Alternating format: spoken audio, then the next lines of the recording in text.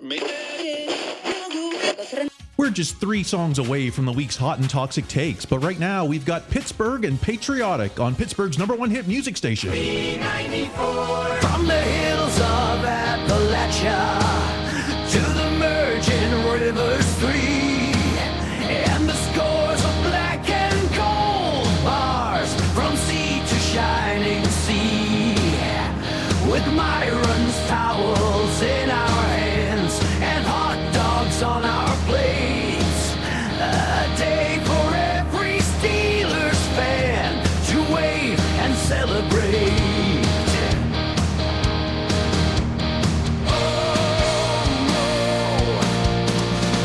we're Pittsburgh and we're patriotic and just a little alcoholic. The black and gold and the red, white and blue. The skies are lighting up Sam Valley with iron cities in our bellies. It's Independence Day with Steelers Nation and you. Hey, let the barbecues ignite. Let the Yinzers come together. The only patriots allowed are the ones not from New England. Let the fireworks remind us of the reason that we're here. Let Lombardi trophies guide us to the reason that we cheer.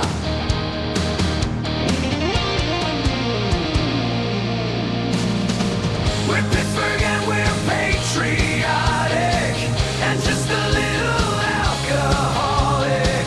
The black and gold and the red, white and blue. The skies are lighting up Sam Valley with iron cities in our bellies. It's Independence Day with Steelers Nation and you. WBZZ Pittsburgh, and we're looking for caller number 10. 333-9494. You'll get a copy of Terry Bradshaw's Here in My Heart on either vinyl, 8-track, or cassette. The hits continue now on WBZZ Pittsburgh. B94. It's July in Pittsburgh, where the hot summer swelters and the off-season quiet causes Yinzers to wonder, will terrible towels have reasons to fly? Will visions of playoffs reach out to the sky? Steel City pride in our hearts and our minds. Steel City pride in our hearts and our minds. When the game has begun and the team's on the field, what unfolds has not yet been revealed. Trophies won, battles fought, will our legacy linger? Is it etched in the steel or just dreams?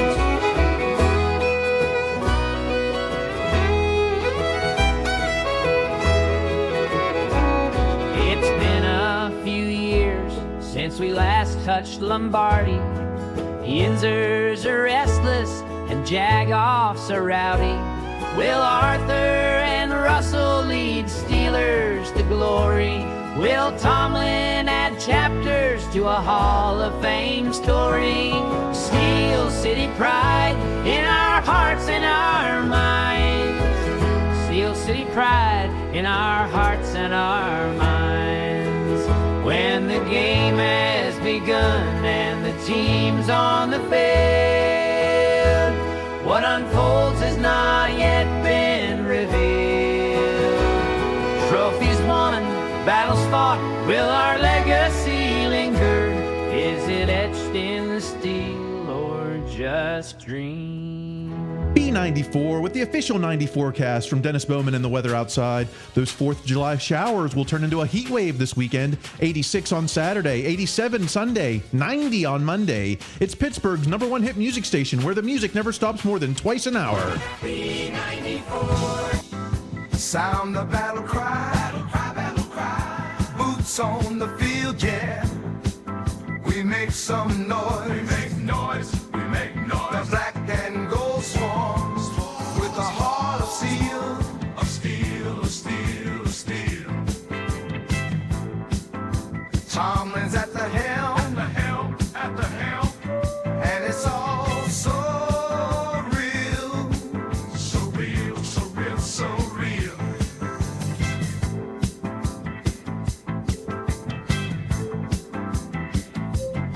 Cause I'm watching, and I'm leading, and I'm winning. I'm with the team I'm rooting for. I'm strategizing, never quitting, quitting, black and yellow,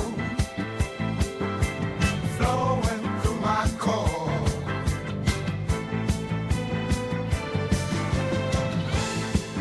Cause it's crunch time, crunch time, crunch time, crunch time.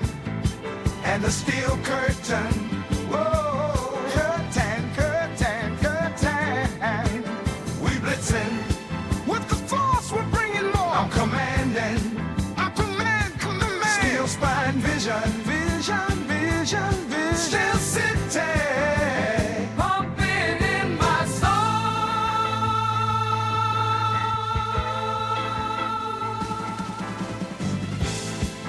We got the power, power, power in every hour, hour, hour. Pittsburgh rushes in. Here we go, here we go, here we go. Defense like iron, like iron. Positions firing, firing, firing, firing. But we're here to win. We're here to dominate. Joy! I'm not gonna worry about your level of concern. Joy and double joy! We talking about Twitter. Triple joy! Think of how stupid the average person is, and then realize half of them are stupider than that. Quadruple joy!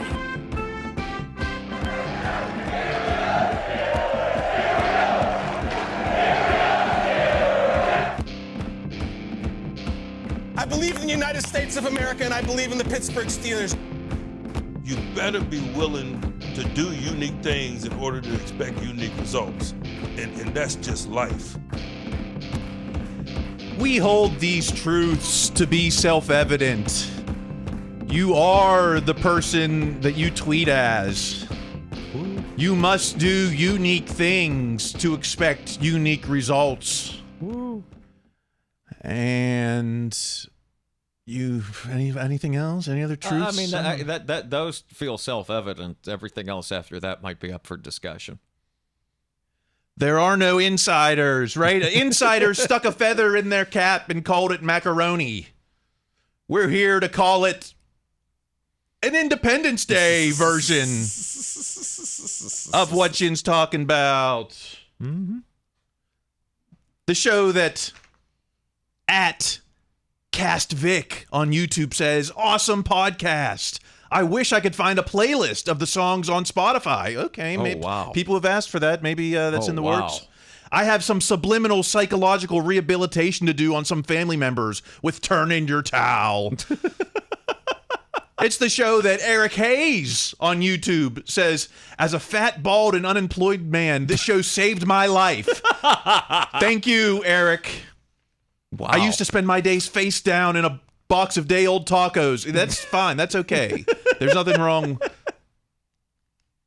I thought these toxic takes out there were real, and it was destroying my happiness. Oh, jeez. I found the cure for these blues. Thank you so much, Kyle and Greg. That's right. It's not. These toxic takes aren't reality. Twitter is not reality. Twitter is not reality, and I'm glad you got so much out of this. I wish I got that much out of this. It's the show that no, it's not Amy Shank. It's actually it's her spouse. Says for Steeler fans that like insight and humor, this is must see / hear viewership. Hey, Kyle and Greg are fantastic. Aw, thank you, Amy and or your spouse. Yeah, no, he told me that it was under Amy's name, so but I still wrote it down anyway. Thank whoever did the nice thing. Yins are all now in the running for our giveaway. That's right. We need positive affirmations. Give an iTunes review, a YouTube comment, subscribe, etc. Tell a friend to tell a friend. Mm-hmm. Spread the word, the virus, whatever there is, just spread it. Go viral, bacterial or otherwise. Benign, yeah. Benign. Okay, it's what Jin's talking about. The conversation about the Steelers' social media conversation. I'm Kyle Chrise in the Stairway to 7 shirt. Across from me, with the guns out, suns out, guns out in July, Independence Day style, Greg Benevent. Hello. This was a gift from my mom and aunt, and this might end up being my uniform for a lot of these episodes. The voice in my shoulder is Evil Kermit. Stunt on these haters, Kyle. Should I? I should, shouldn't I? Yes. Coming up today, we've been talking about what we've touched on it a little bit, like what are Tomlin's biggest blunders or biggest mistakes. So Alex Kozora himself came out with his list. I'm on board with him most of the time, but this list, I don't know, and I came up with some of my own as a Tomlin disciple. I still managed to come up with some of my own. Oh wow, okay. So we'll get to that. Also, the curious case of Art Rooney Sr.'s Hall of Fame induction. Oh, there's some question marks about this. Didn't come to my attention until this week, but I did some deep diving. You won't find this on Steelers Now or any of those clickbait sites. But I did a little deep diving on the Chiefs Hall of Fame induction. Something that doesn't necessarily add up to me. Oh. So I know. Stay tuned for the controversy. But first, before any of that, it's time for your hot and toxic takes. Let's get to the tweets. Do I have it? No. There we go. Starting off with at @B_G_Nation1, Steelers Black and Gold Nation. Steelers D lineman Keanu Benton and cornerback Joey Porter Jr. were named a Bucky Brooks 2024 All-Breakout Team. It's a new accolade I haven't heard of before, the All-Breakout Team. You would think that the Breakout Team might happen at the end of the season, but no, this is predicting the All-Breakout Team. Yeah, I guess it's like the preseason Breakout Team or the All-Breakout Team in July, which is this is the ultimate time of year when literally nothing is going on, which of course is the perfect time to do your fantasy future All-Breakout Team prediction list. But this is obviously the two most obvious answers. The only thing I would quibble with, and there is literally no time in this life to quibble with who might be on the All-Breakout Team, is to say that Joey Porter Jr. might have already broken out. Perhaps he can break out more. He can certainly get better, but he had a very good season. And maybe he already made the last year's All-Breakout Team. And this is, I don't know, I don't think you can break out twice, but maybe you can. It's July. What about Broderick? What about the O lineman? Why can't he be out for breakouts? I mean, you would think that the real candidate to make the All Breakout Team is the guy you haven't heard of. The guy that could break out. What about who would have been breakout years? It seemed to me like Kenny Pickett was probably an all breakout. I would think Kenny Pickett was on that. I mean, I kind of wonder. I'm not going through the annals of Bucky Brooks' all breakout team, but I have a suspicion that Najee Harris and Pat Freiermuth may have been on that list multiple times of guys who were going to break out.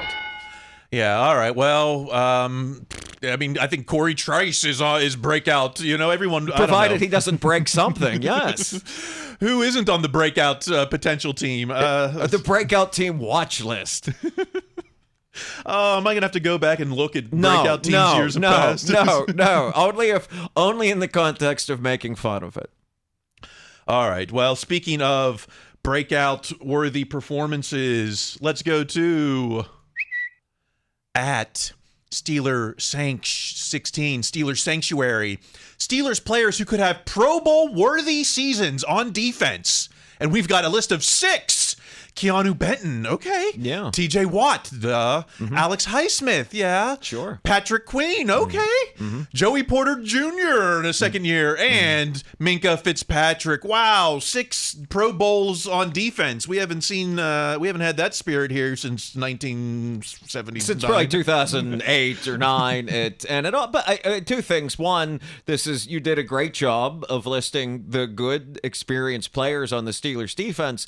But I mean, it wouldn't be insane if a lot of these guys got there. I think there's a few of those guys that even in a good Steelers year are going to make the Pro Bowl. I think if somebody had come to us last July and said, hey, Minkah Fitzpatrick isn't going to make the Pro Bowl and won't have any turnovers, what will the Steelers record be? I doubt we would have had them in the playoffs. Yeah. So some of these guys might not make it and this team could still be good. And as goofy as this is, it is kind of telling that Cam is not on this list, that Larry O is even not on this list. I mean, it's in a great year, they could have 7 or 8 Pro Bowlers. And remember, the Pro Bowl, it's not necessarily you were the absolute best at your position in the AFC, oh my word. It's, the guys that were maybe a couple rungs higher than you on the ladder got hurt. Maybe they went to the Super Bowl. Maybe they decided not to go to Vegas for flag football that weekend. So you can be a Pro Bowler and you can be like that Ravens quarterback that played Little League Baseball with Kenny.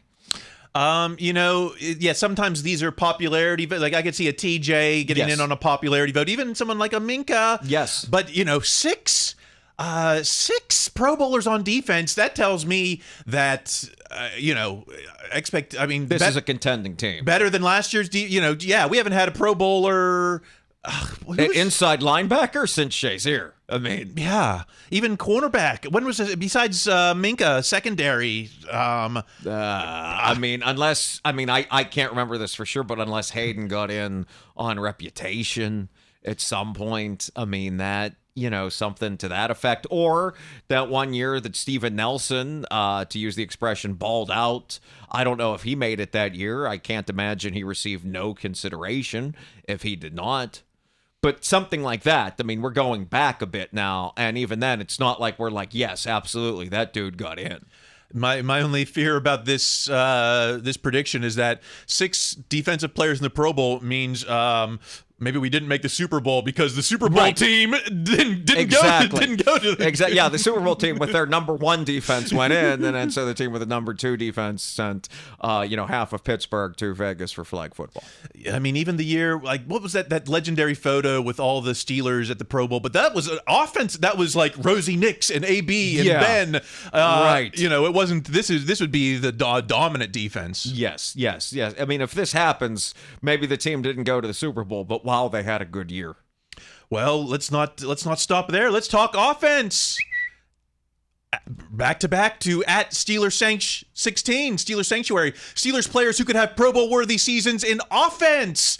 Jaylen Warren, Pat Freiermuth, and George Pickens. Wow, you're telling me those 3 are Pro Bowl, but not the quarterback who's throwing to them. Yeah, that you beat me to it. The quarterbacks are not, and also not anyone that's blocking for them. Not Seumalo, not James Daniel, not even in this instance Broderick Jones. I mean, if 2 guys that catch the football are going to the Pro Bowl, then yes, the guy that throws the football has probably got a pretty decent chance. What's to say Jaylen Warren as a Pro Bowler? I mean, that's saying that Najee got hurt, or just it's become Warren's team. I can't imagine a number 2 running back becoming a Pro Bowl worthy guy. I mean, I know that like throughout the season, I want to say it was Matt Williamson, but maybe some other Steelers podcasters were saying it as well. Like they would, once Warren amassed enough carries to be eligible for a lot of statistical categories, he ranked very highly in them, but he didn't achieve that number until like well into the season. So I think one of 2 things happened. Either A, this person is extrapolating that through the first half of the season, and or B, they kind of forgot about Najee Harris, or just assumed when they didn't pick up that extension, he was cut or something. You're exactly right. Well, let's keep the Jaylen Warren talk, breakout talk at _ML football. Underrated amongst running backs with at least 100 carries. Steelers running back Jaylen Warren ranks third in yards before contact, first in evasion percentage, and first in broken tackle percentage. Wow. The first time a Steeler leads in evasion percentage, or I don't know. Third in yards before contact. I don't know. I'm not sure how to interpret any of that. No, I'm not. I've never played the game myself, but evasion percentage sounds like something from Call of Duty or like some kind of video game where you have a gun. But but this is kind of getting to what I was just speaking about a moment ago. I mean, if you put some of this together, third in yards before contact sounds very impressive, especially when paired with first in broken tackle percentage. So he's getting a lot of yards, and then when they hit him, he's also breaking the tackle. So it's that kind of thing that I think allows someone to not unrightfully dream pretty big here in July. You know, and remember that a lot of those Warren yards came on maybe not draws or screens, but yeah, there wasn't contact because they weren't expecting the run. Yeah. And he, evasion percentage because he wasn't going between the tackles like Najee. Right. Let's see him take 300 carries and see how yards before contact But I think goes. that's a really good point, Kyle, and I think that's exactly it. Why even if they don't re-sign Najee, they're going to re-sign, to use the cliche, the Wish.com version of Najee. They're going to bring in that guy because I don't think they want Jalen to get those 300 carries or whatever, because then all these gaudy numbers most likely disappear or at least reduce significantly. Oh my God! I just realized how bad my hair looks on camera. This is not hair gel. I'm getting my hair cut directly after this, so by next week I will look more like a human being. All right, enough hair talk. Let's move on to receivers at Trib Sports, Tribune Review Sports. Van Jefferson in pole position to serve as wideout number 2, according to Chris Adamansky. Is this, would you, I don't want to say would you be satisfied with Van Jefferson, but I kind of assumed Calvin Austin might have been in the pole position, but what does that say that he's not? Well, this is, if you've looked at Pittsburgh sports media this week, this is Van Jefferson week. It is Kovacevic had his Why Not Van Jefferson podcast. Here we have Van Jefferson in the pole position, which in the last 4 months has become its own ranking in the Steelers. Tomlin apparently more of a NASCAR guy than we knew. Van Jefferson has experience. He has height. Isn't he the son of a coach or something? So he certainly knows the stuff. It's just Van Jefferson hasn't been a big, productive, consistent number 2 receiver anywhere else. And I think that's the fear we're going in with this. If he hasn't done that anywhere else, how's he going to be able to do it now? But maybe he can. If any of these guys, him, Calvin Austin, someone else becomes a number 2 wide receiver, then it has this huge trickle-down effect in terms of what the Steelers can do in money and play calling and not having to give someone from another team $30 million and having to give that other team all kinds of draft picks. So, yeah, that'd be optimal. But that, too, might come under the heading of dreaming in July. Yeah, right. Come September, Van Jefferson's an Arthur Smith guy, right? That's his only, that's his plus right now. I forget. Didn't he come from L.A. or did he come from Atlanta too? I don't know. But the fact that neither of us knows that shows just how many of these number 3 and 4 wide receivers the Steelers have. There are so many of these guys. Quez Watkins, Van Jefferson. I don't know the difference between the two of them. I know this is Van Jefferson because he's in the picture on the tweet. Yeah. Why not Juju? Bring back Juju. He still hasn't signed, right? Yes. I imagine the thing with Juju is the injury more than anything else. I think that knee injury really, really turned things down a different road. Well, let's keep the wideout talk going with at Sharp Football, Warren Sharp. Highest rate of incompletions due to receiver error. 2023 regular season, all the way down at the bottom, only 12% incompletions due to receiver error is Pittsburgh. And so, that's not just Kenny, that's Mitch and Mason. And So, a lot of people wanted to talk down on Deontay, but I think, if you believe in Warren Sharp's stats, the proof here is in the pudding. 12% incompletion due to receiver error. So, another reason why we might miss Deontay. I don't know, what Van Jefferson is in the receiver error statistic. Well, I mean, I think, wasn't he on the Rams? So they're up there in second place at 21%. Oh. And, Tomlin. Oh, no. Well, I mean, but he also was. It's not like he was the go-to receiver on the Rams between Puka Nacua and the other guy who they won a Super Bowl with. I mean, again, it's Tomlin and Khan wanted to get rid of DJ more than as much as any of the fans. I mean, this is a few things strike me as I look at this is that I'm kind of surprised at how compressed these percentages are.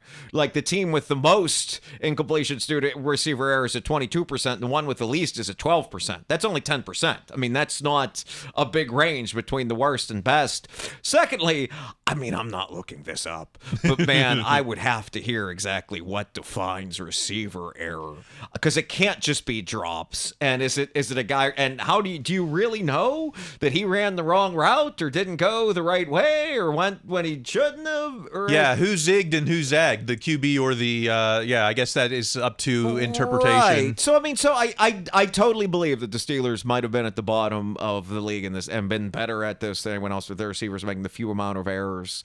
And I mean, I assume this just measures the incompletions and interceptions and turnovers, right? I mean, it's the receiver can make an error and a quarterback can bail him out and we can have a big play. I mean, that, so again, I don't know how we're doing that either, but I think it shows it's a stat that's, shows that why the Steelers felt they had to go, among many other reasons, improve the quarterback play, and maybe why they're maybe willing to hold a little more hold in the receivers than others think. I don't know. And allegedly have a upgrade at the position coach. Right. So, we're not tolerating any of that stuff from last year. We're 12%. Can we bring it down? Are we gonna have to revisit this and see how? Okay, I don't know. But again, I mean, I they could go up in the next year, and I have no idea how. Also, I mean, I don't think this includes blocking. I mean, it's this receiver error thing.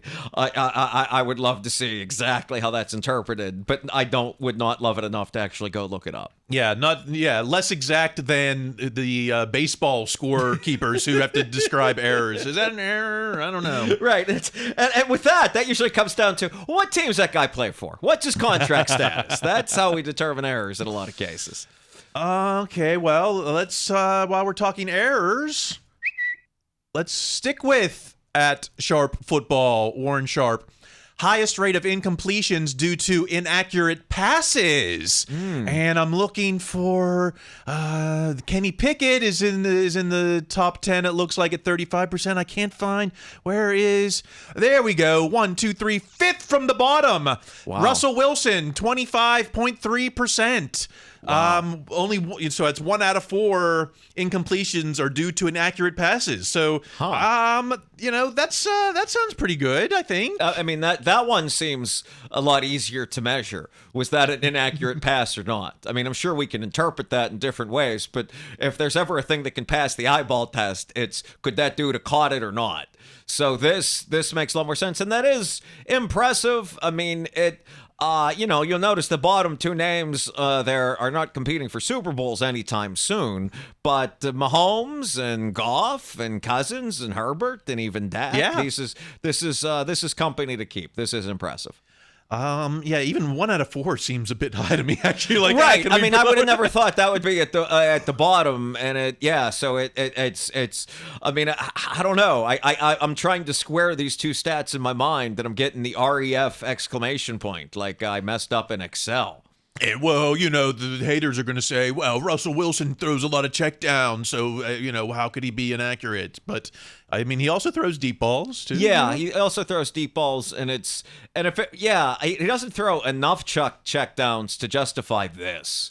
I mean, to be towards the absolute best in this particular statistic. There's some dudes on the other part doing a lot higher here that also throw more checkdowns. Yeah, I'm trying to see if... is Justin Fields even on this list? Maybe he didn't throw enough passes. Okay, well, I mean, it's weird that if he didn't throw enough passes, but Jake Browning did, But Lamar's on here. Deshaun. Yeah, love to see the in-division rivals on the Deshaun Watson leading the league in inaccurate passes. Lamar Jackson, 5th. Love to see it. This is weird that Fields isn't on this, though, because, like, Dobbs is. Easton Stick is. This is strange that I guess aren't guys that starters, but like Jake Browning isn't starting this year. Maybe I just clipped the tweet. Who okay, knows? but that would still put him in one of the better numbers if you did. I love my QBs. It's my quarterback. That's right. That's my quarterback. Okay, let's move on because we're still technically con season with this take at The Athletic. Which contract situations are most compelling heading into 2024? And we've got the Kabali quote talking about Cam Hayward. He's not optimistic at this point that a deal will get done. Wow. But he's been in a similar position before eventually signing before the season. It's a complicated issue with Hayward being the face of the franchise, but he's coming off 2 groin surgeries over 5 months and is a shell of himself. Okay. At 35, not many comps are around for this position, further complicating the issue. I mean, if he's not optimistic, that sounds to me like they told him no, you know? Yeah, I mean, it's also the first thing we've heard that makes it sound like this won't happen. Because everything else has been, oh, this will absolutely happen. And everything Cam has done has made it to be, this is absolutely going to happen. But the longer it goes on, and I still kind of think they'll sign Cam to something before the season starts, some of you may not be older to remember this, it did get kind of messy with Troy at the end. Oh, yeah. Who was face of the franchise, not as vocal, didn't have a podcast like Cam does. Wow, can you imagine if Troy had a podcast? But it could get pretty hairy. But I don't think it's going to happen. But I'm also sitting here in July like the rest of us. I think they will sign him. But I as the longer this goes on and the more Carboli says things like, "Well, I'm not optimistic," then perhaps it could get to something a bit more contentious. Tell them about Palomalu's final season, Kyle. Yes, Evil Kermit. Don't forget that at Palomalu's final season that Andy Dalton was outrunning him to the end zone. Oh, they benched him. Yeah. I mean, they did. They benched him. I forget if it was the Falcons game or they certainly did in that playoff loss. But yeah, it was over. I mean, it really was. Yeah, and with Cam, he says 3 more years. It just seems improbable to get that kind of contract. But there's all this money to spend still, and so yes. are they holding that money knowing that they're going to have to sign a quarterback? In the next 12 months at some point. Could that be the reason why there's this money unspent and why we're not seeing the? Well, I mean, it's not camp. That's why we haven't seen a Freiermuth extension yet. We haven't seen. That could also be why we haven't seen the Cam extension yet either. I mean, this is the dead period of the season. It really is. I mean, they talk about how the NFL has no offseason. Well, it technically kind of does between June and when training camp starts. Yeah, when everyone's going on their deep fishing trips. Right. Right. And I haven't seen Tomlin go anywhere. So is he still in the building? Who knows? He could be. Could you think he's? You think? I don't know. I hope he's not. But yeah, I mean, I'm not going to rule it out. All right. Well, speaking of Tomlin, I hate to talk negative about my coach, but we've got at Alex_Kozora, Alex Kozora, asked this question on a recent podcast. I answered it. The biggest mistakes and blunders of Mike Tomlin's career. Okay, we've certainly touched on some of his worst losses. It feels like there were maybe 3 or 4 in the past season alone.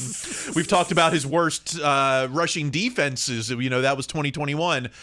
So there's been a lot of worst of talk, Worcestershire talk over the past few years. Let's see what Kozora's. He's listed 7, and then he's got like 4 honorable mentions. So, okay. Number 1, not firing Canada after the 2022 season. I think that's certainly fair. Yeah, that one, that's a pretty good one. His reason at the time was to give Kenny continuity. Yes. Oh, yeah. Oh, there were valid reasons for it. The Kenny continuity, we don't, 3-year contract. We're playing out the contract. The team had gone on that winning streak at the end of the previous season. Yeah, that's what makes a tough decision tougher, is that there are compelling points on both sides.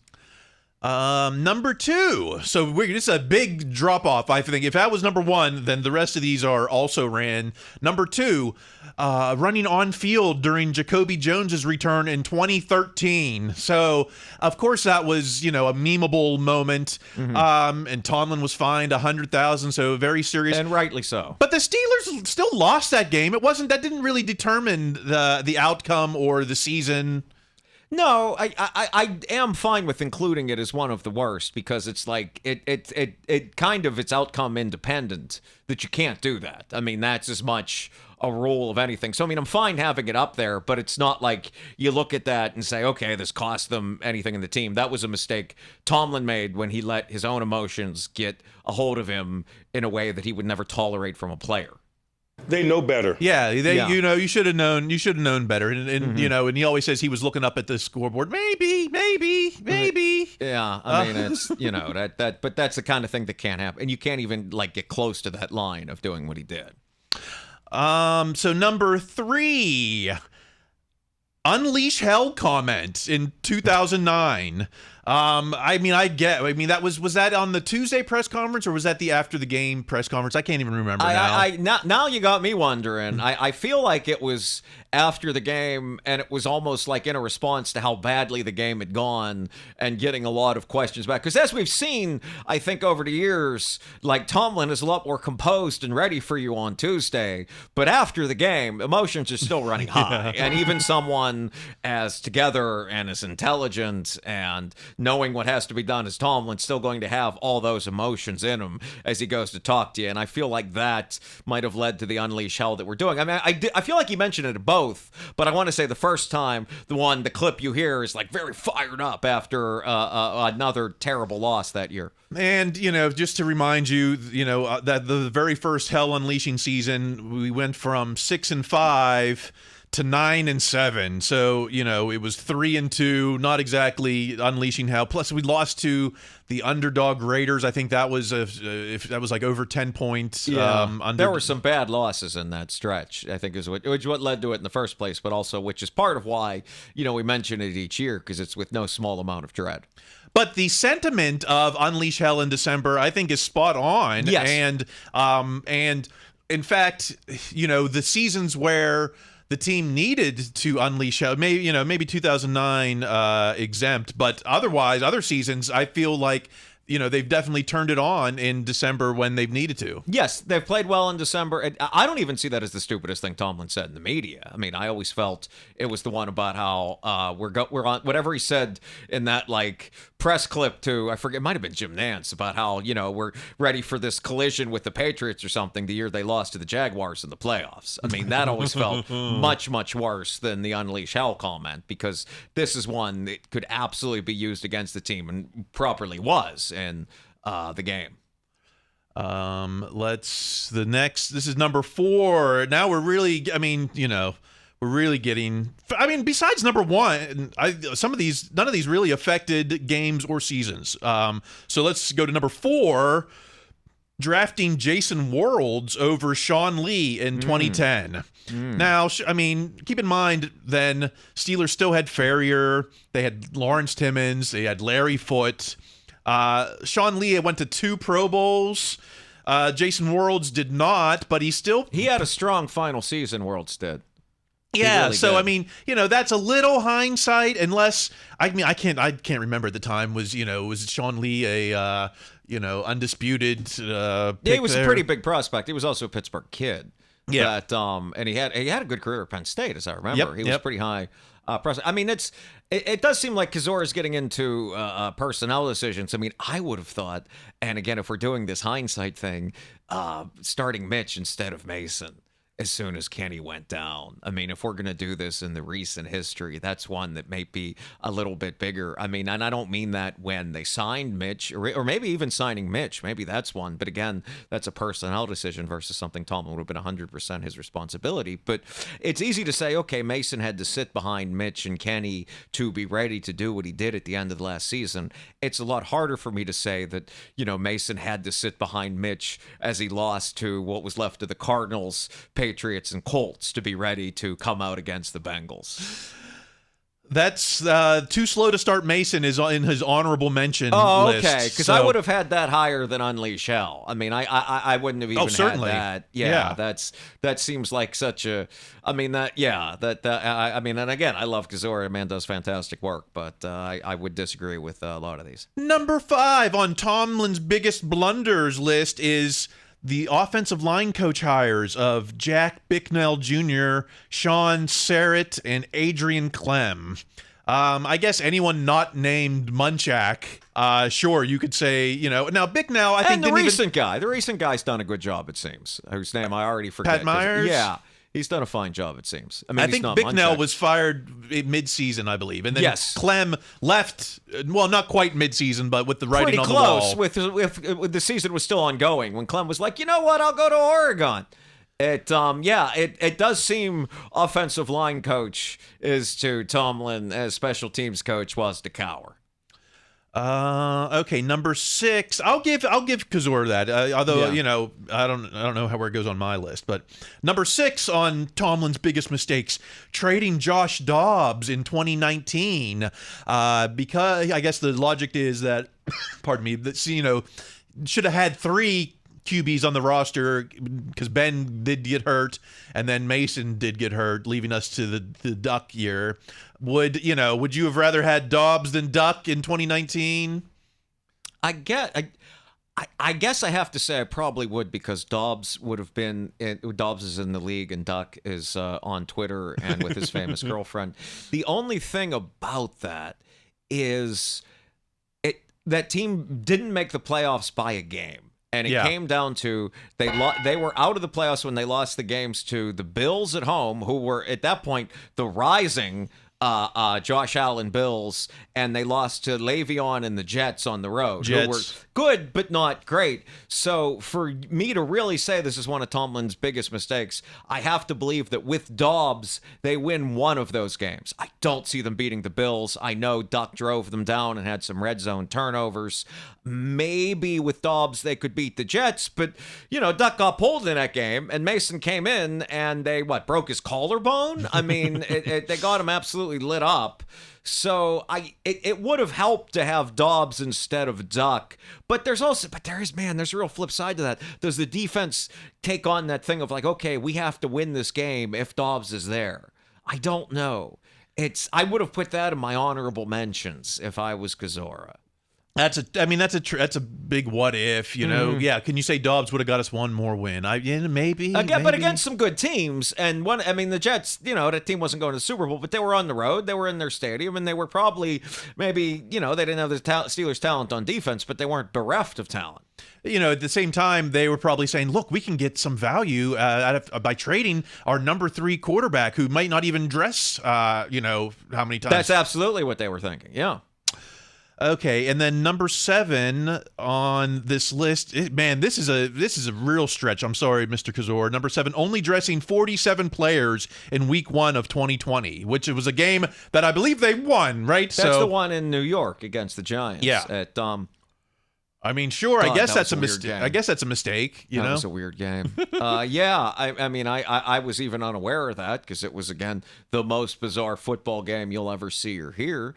But I didn't even know that. So, that is a huge mistake and the kind of thing that cannot happen. But, they did, like you said, it did not affect the outcome that day. They didn't dress, the similar. I don't know how similar this is, but, they didn't dress Kenny number 3 last season. That could have come back to, I don't know. Is it the same?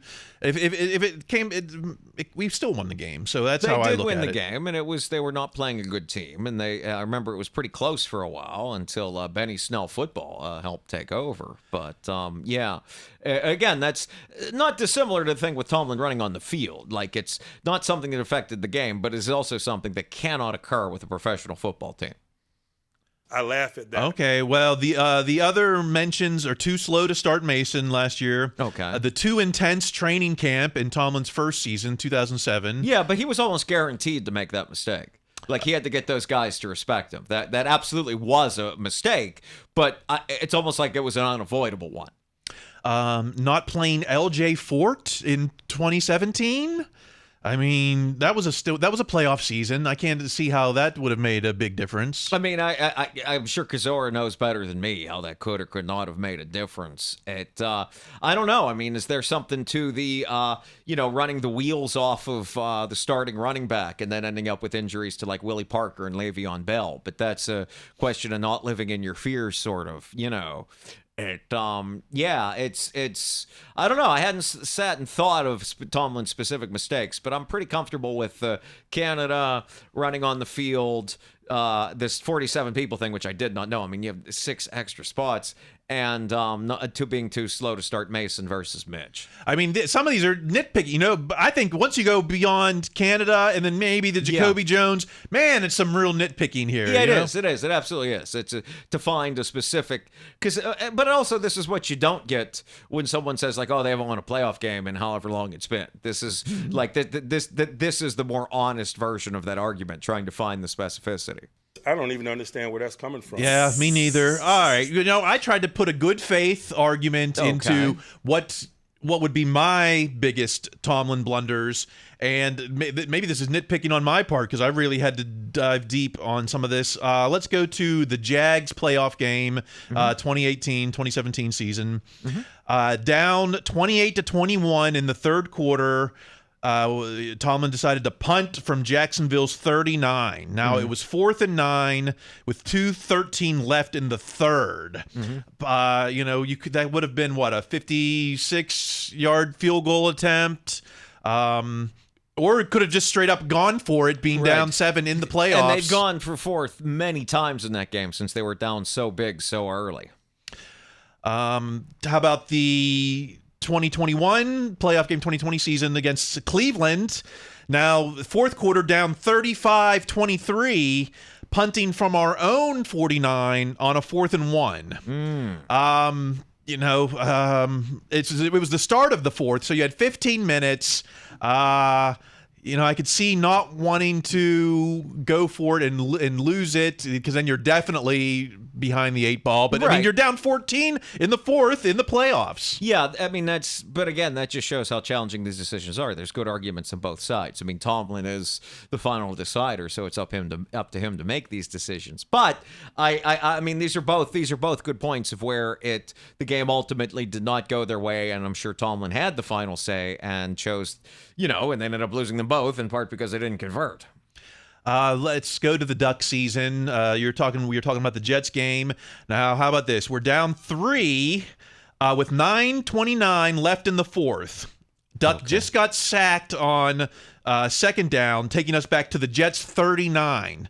Now, on a 3rd and 16, they dropped Duck back into shotgun, where you could say it was Finney, but I think it was Duck. It was a botched snap, and that had to, forced Steelers to have to punt on 4th down, instead of, maybe running a draw or running a check down and then trying to get the field goal. Incomplete pass. Or even incomplete, and then getting a field goal attempt to tie it there in a game that, would have sent us to the playoffs if we had won. Right. I mean, that's a tough decision, too. I think, again, anything that involves Duck's name, I tend to give a bit of leeway for, because if Duck is in there, then things have already not gone to plan. And I've got one more, and this is a big stretch too. We're talking Week 1, 2018, the tie against Cleveland. Yeah. In the third, up 21-7. Keep in mind, on the Browns 34, punting instead of attempting a 51-yard field goal. Well, I think I'm so glad you brought something like that up, because I think, as we've sort of spoken about in the past, this is what makes it so challenging to figure out exactly what Tomlin's biggest mistake was. Because it could be what you just said. It could be that decision, but it could also be the kind of thing we'll never know. We don't know what was said at the half. Maybe, I'm sure Tomlin didn't say, "Hey guys, take it easy," but that very well could have been intimated, or something to that effect, without it being said so explicitly. And Tomlin is in there coaching. Maybe that was the biggest mistake, not coaching these guys up to be like, "Hey, I know we're in Cleveland and this is ridiculous, but you guys got to keep your foot on the gas here," and that not occurring. Maybe that's one of the biggest mistakes. We've talked about it so many times. You almost, whatever Tomlin's biggest mistake is, we'll probably never really know what it was, because it was probably something we weren't privy for, a guy they didn't sign, a play they didn't call, a decision they didn't make that will just never come out, something like that. I don't know that I have an opinion that's worth expressing. Well, I don't know if I do either. We're really stretching to find Tomlin's biggest mistake. So for all the haters who, maybe we need to bring a hater on who I'm sure would have a list. But I tried to be as objective. I tried to be, I tried to take my Tomlin colored glasses off for a moment, and we came down to basically not firing Matt Canada. That's I'm not willing to. I don't even love that. Okay, enough caucus. We spent too much time on stuff that are just conjecture, or is it? Well, okay. It's July. What else are we going to talk about? Yeah. Well, let's talk about this. At Pro Football HOF, Pro Football Hall of Fame, as we approach the 60th anniversary of its enshrinement, the class of 1964 will again be honored in Canton this summer. First is odd. I don't know. Do we 60 anniversaries of Hall of Fame classes? No one knows how to recycle content like the NFL Hall of Fame. Why not the 50th anniversary of this class of 74? Well, they probably did that too. That's probably coming later this year. It came earlier this year. Again, the Hall of Fame is really good about getting another reason to get you to click on their stuff. I swear, every week it's a different player of the week and it's a different Steeler. If you've ever seen their Twitter account, that's essentially what it is. I assume they do that for great players of other teams too. Wow, I couldn't tell you. Well, the class of 64 in Canton is remarkable for one reason, and that was the year that the Chief was enshrined. Art Rooney Sr. enshrined in 1964? Huh? What? That didn't make sense to me. 1964, a decade before the first Super Bowl, let alone the dynasty. 5 years before Chuck Noll was coach. Right. So why 64? So I went to, you look on the Hall of Fame's website, and the bio of the Chief has this quote. Art Rooney's desire to make Pittsburgh a legitimate franchise began in 1938. Well, wait, the franchise started in 1933. So what was those first 5 years? Just dog and pony show? So, that's kind of a little passive aggressive. Well, certainly. And also by the time he's inducted in the Hall of Fame, the Steelers have yet to win a playoff game. Yeah. So I think there was probably a lot of those good-natured jabs and japes in whatever evaluation there was of the Chief to this point. Yeah, it wasn't until 1947 that the team saw its first real on-field success, tying the Eagles' division title. But they didn't make the playoff. They had to do a sudden death game that the Steelers got shut out 21-0. Mm-hmm. So I guess that was the equivalent of being the 7 seed back then. Yes, yes, very much so. So what? I was just like, well, what makes the Chief worthy for induction in 64? So I went back and found his enshrinement speech. And, today it's usually a player or a coach that enshrines. Back in 64, it was former Pittsburgh mayor and Pennsylvania governor, which, kind of unheard of. And, of course, Tom Donahoe's grandpa, future director of football operations, David L. Lawrence, future convention center namesake. He gave the enshrinement speech to the Chief, and his quote was, Rooney has given more to sports and asked for less than any man in the game. But what did he ever do for pro football? That's kind of what I'm asking. Yeah. Kept it breathing in its very cradle, Pittsburgh, when no one else would. Kept it floundering in World War II by fielding a team when others shied away. Kept it rise from raggedy days with top price magic names such as Wizard White, Jock Sutherland, Bill Dudley. So what? Basically, he's an enshrinement because because he paid a lot for a couple players. I think the other part of it too is there just weren't that many guys back then. I mean, there were so many fewer owners. There were so many fewer teams. I also would imagine that, frankly, the owners of the teams that were far more successful at that point were already in the Hall of Fame. And at this point, the Chief has been around for a long time, 30 years of this. So, yeah, I imagine at some point they kind of had to get around to him. It's like when I was in the 4th grade, I won the Neat Eater of the Month award. And I went and I thanked him. I said, and I was told that I was the last kid that hadn't won it yet. And I think that's sort of what kind of maybe happened here.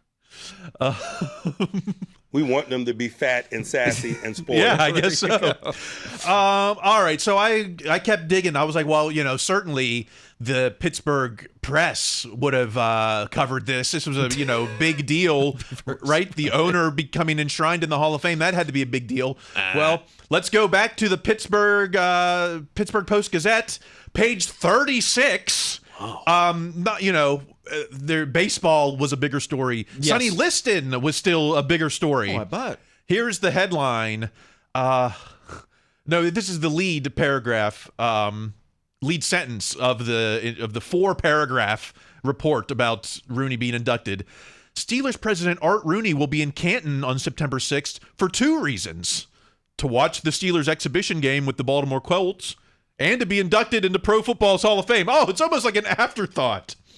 And I'm just like, is there any reason, any explanation? Why is he enshrined in 64? And I got one sentence here. Rooney rates his place in the Hall of Fame as one of the owners who shaped the NFL's successful financial and television policies. That's kind of... that makes a lot of sense. Yeah, that's fine. A clue. So... even though it doesn't really elaborate, I found a Sports Illustrated article from later in 64. This is November in 64. He's in Art. It's a little anecdote. Art is talking to the head of PR. And Keeley, the head of PR, shook his head. No, Art, you can't duck this dinner tonight. CBS has the television sponsors and the agency men coming. They're counting on you. And Rooney says, well, I have to make a speech?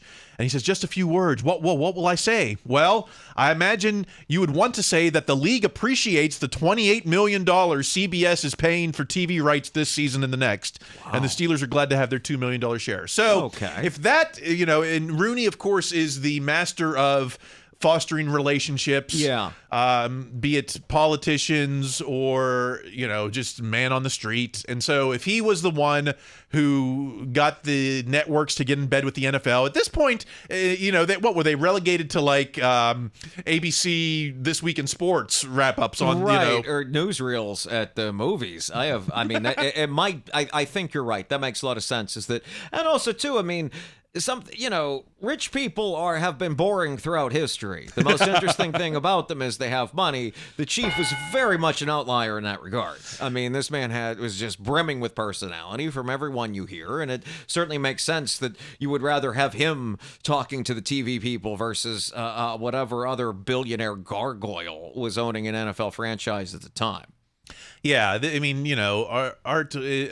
No one will call Art a gangster or a mobster, but he did everything but carry a gun. Or fire a gun. So. And just something else that kind of hit me when you were talking about this with the newspaper articles and all that. I think there is something too. For a long time, the coverage of the Steelers was not dissimilar to the way that like the Riverhounds are covered today. Like you can find it, but you have to look. And there are like passionate people that live and die with it, but not many. And like I kind of think that might have been analogous to how the Steelers were in the 40s and 50s and 60s. Like you could be a fan, but it maybe was kind of like an kind of thing when someone else found out. Yeah, same old Steelers, but I just kind of found it curious. Inducted in '64, Right. and thank goodness that he was able to live up in the next 20 years or so. You know? Yes. All right. Well, I think that the band is the band trying to. I will be curious to see what Canton does to honor 64 class. What they have to do say about Rooney. A lot of very well done tweets.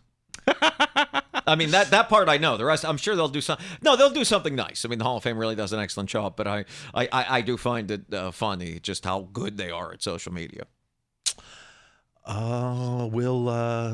I mean, if the Chief got in '64, I think AB can get in. Well, I mean, I get, but it's also there were so many fewer people competing to get in. I don't even know we don't actually know what the criteria was to get in '64. It's not like the same thing today. I mean, actually, it's probably similar in terms of like how you get in. It's that weird argument of like dudes in ties, playing student congress in a enclosed room. But I saw the class picture. But it looked like. Maybe 8 people deciding the fate of a country or something. So, hey, who's the guy we know with the most personality that got the league money? I know. Yeah. Mm-hmm. All right, some odds and ends, including some Hard Knocks talk. That's right, the event of the fall.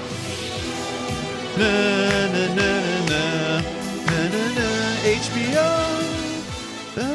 HBO. They need lyrics to that. They could have used lyrics. It really could. We've got a couple chats. I did I make news? Not really, but I got into the Brian Batko chat, even though I found out that all those PPG Post Gazette writers did cross the picket line. That they've been. So I'm like, why am I? Am I supporting that? But I asked Brian Batko in the chat, which coach or player would you like to see most featured on Hard Knocks this fall? Mm-hmm. And his answer was Isaac Seumalo. He's so reticent to open up to the outside world. So. If he's not talking to you, I don't think he's going to be talking to the Hard Knocks cameras. But there is something when you're talking to people that really aren't that involved in television, because it's like, who should we put on TV? The guy that people don't know that doesn't talk. But Kabali was asked the same question, and his answer was, I would imagine the Steelers will keep Patrick Queen and Najee Harris away from the cameras. Okay, wow. Are they even able to... I don't know exactly how it works. I don't think they can be like, hey Naj, well, let's keep away from anyone with a camera. I don't know.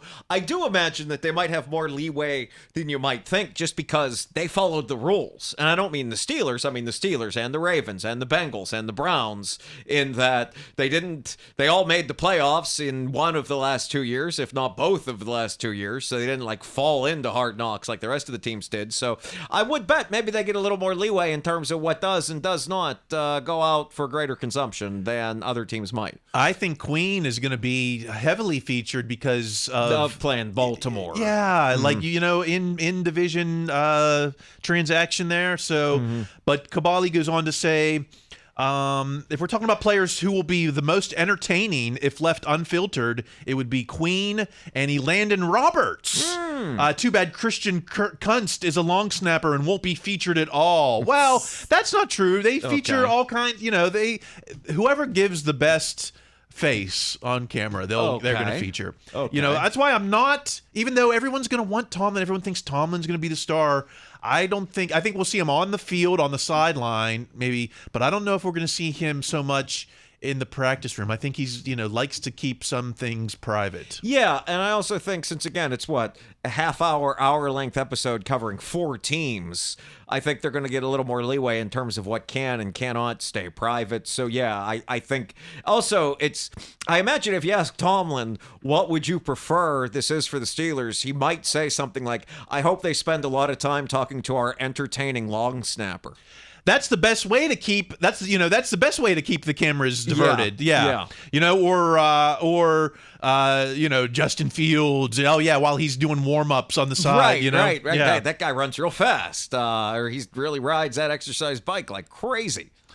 All right, one last thing here. Let's go to At Pittsburgh Sport, Steelers takeaways. Congrats to Anna Cockrell for qualifying for the Olympics in the 400-meter hurdles. Anna is former Steeler cornerback Ross Cockrell's sister. Wow. So that gives you something to watch the Olympics for. Sure. Cockrell was always fast. I mean, he really was. He was fast and big, and he played all right at times. But, yeah. Let's get the all Steeler sister race. Let's get Ms. Hayward Bay and is there a Ms. Antonio Brown? I guess not, but Didn't Ben's sister play college basketball or something? Yeah. Oh yeah. Yeah. You know, it's a funny thing about good genes Yes. is that they seem to. All right. Well, I think that's what we've been talking about. That's what we've been talking about. Like I said, we need some iTunes reviews. We need some YouTube subscriptions, comments. Yes. We'll get you in the running. I got the 74 book about 3 bricks shy of a load. We're gonna give away. I've got some Levon Kirkland children's books to give away. And maybe I'll get this legendary Dick LeBeau book giveaway next. That should be in the mail. Mm-hmm. In the meantime, keep the conversation going on social media. Greg, where can we find you? Unfortunately, you can find me on Instagram at Greg Benevent, B as in boy, E-N-E, V as in Victor, E-N-T. I'm on TikTok at Kyle Chrise. I'm in on Twitter. People have been messaging me there. I find those. Until next week, maybe have a special show next week. I don't want to jinx it. But until then, you can keep listening to all the other Steelers content. They're kind of recycling some of our ideas if you want. But until next week, keep listening to your coach. Be their best selves. That's going to be required. Stay in school.